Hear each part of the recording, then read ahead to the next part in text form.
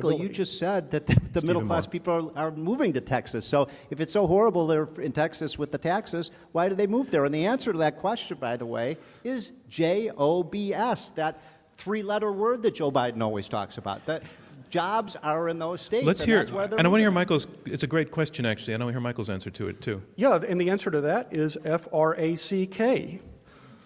They are not All right, moving. I have to address that. They are not moving.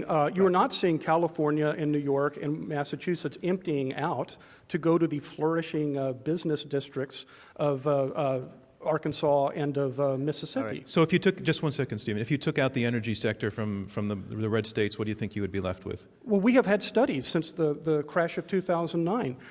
This was reported recently in USA Today.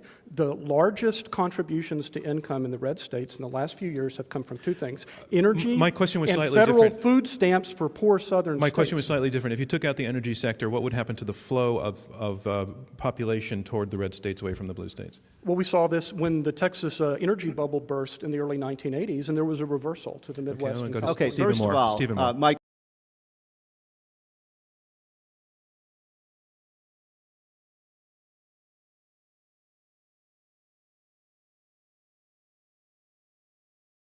Tripled our energy resources overnight because of this incredible American ingenuity.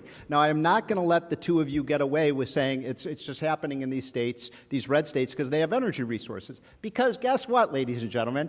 Guess what state other than Texas has the most energy resources of any other state? California. California does. California has 5 billion barrels of oil and the Monterey Shale. What is different about Texas and California? I wrote an editorial about this a few weeks ago. Texas is proud to be an oil and natural gas state. California is embarrassed by it. If that's how you create jobs, why in the world, Governor, won't you allow fracking? Why isn't this state going full speed ahead?